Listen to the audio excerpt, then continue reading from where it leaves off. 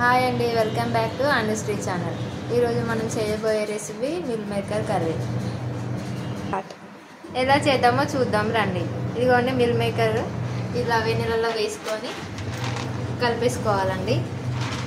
ఒక 10 నిమిషాలు వెన్నెలలో ఉంచాలండి. ఇందాక వెన్నెలలో వేసుకున్నాం కదండి, వేరే స్ట్రైనర్లో పంపేసుకోవాలి. ఇప్పుడు దీనిపై నుంచి కొన్ని చల్లనీళ్ళు పోసుకొని చల్లీలు పోసి ఇలా చల్లార్చుకోండి. ఇలా గరిటతో ప్రెస్ చేస్తే వాటర్ అన్ని కిందికి వెళ్ళిపోతాయండి. ఇప్పుడు స్టవ్ వెలిగించుకొని కడాయి పెడదామండి. కడాయి పెట్టిన తర్వాత ఆయిల్ పోసుకుందాం. మనం ఒక ఆయిల్ పోసుకున్నాం.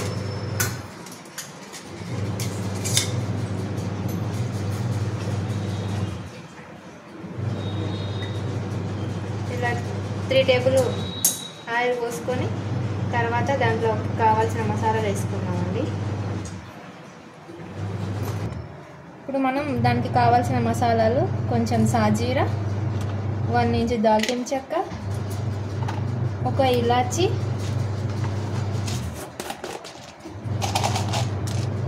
ఒక 2 లవంగాలండి. ఇంకా ఆయిల్ వేడైపోయిందండి. ఇప్పుడు మనం మసాలాలు వేసేసుకున్నాం. ఆయిల్లో మసాలా వేసేసుకున్న తర్వాత ఉల్లిగడ్డ కూడా వేసేసుకున్నాం. అలాగే కరివేపాకు వేసేసుకున్నాం.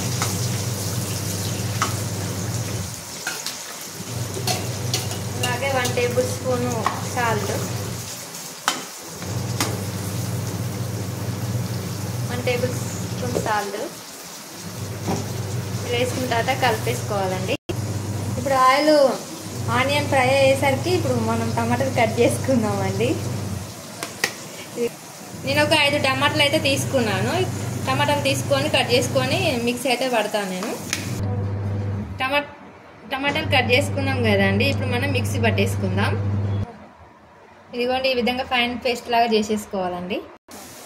ఆనియన్ అయితే ఫ్రై అయిపోయిందండి. ఇప్పుడు అల్లం వెల్లుల్లి పేస్ట్ వేసేసుకున్నామండి, 1 టేబుల్ స్పూను.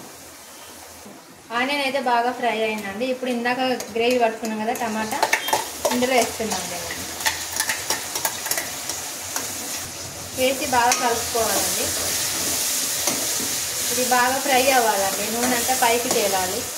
పచ్చి వాసన పోయేదాకా ఫ్రై చేసుకోవాలండి. టమాటా ఫ్రై అయిన తర్వాత కొంచెం కొబ్బరి పొడి వేసుకోవాలండి, 1 టేబుల్ స్పూను. కొబ్బరి పొడి వేసిన తర్వాత ఇలా కలుపుకోవాలండి. ఇది కూడా కొంచెం ఫ్రై అవ్వాలి. టమాటా అయితే బాగా ఫ్రై అయిందండి. ఇప్పుడు కొంచెం పసుపు వేసుకున్నామండి. వేసుకున్న తర్వాత కలుపుకోవాలండి బాగా. ఇప్పుడు 2 టేబుల్ స్పూన్ కారం వేసుకున్నామండి.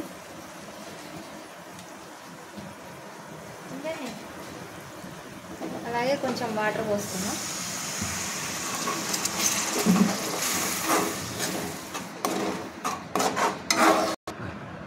ఇలా వాటర్ పోసుకున్న తర్వాత రుచి చూసుకొని కొంచెం ఉప్పు వేసుకోండి, మీకు సరిపడా వేసుకోండి. ఇప్పుడు మిల్ మేకర్ అయితే వేసేద్దామండి. దీంట్లో లాస్ట్ అండ్ ఫైనల్గా మిల్ మేకర్ వేసేద్దాం. ఇంకా ఇలా ఉంటుందండి మిల్ మేకర్ వేసిన తర్వాత. ఇది కొంచెం ఒక 5 మినిట్స్ 10 మినిట్స్ ఉడికితే చాలండి. ఇంకా మనకు కర్రీ రెడీ అయిపోయినట్టే అండి. ఇక కర్రీ అయితే రెడీ అయిపోయిందండి. ఇలా ఉడకాలండి మిల్ మేకర్. ఇలా ఫైనల్గా కర్రీ రెడీ అయిపోయిందండి. మా ఛానల్ మీకు నచ్చినట్టయితే లైక్ చేయండి, షేర్ చేయండి, సబ్స్క్రైబ్ చేసుకోండి. బాయ్.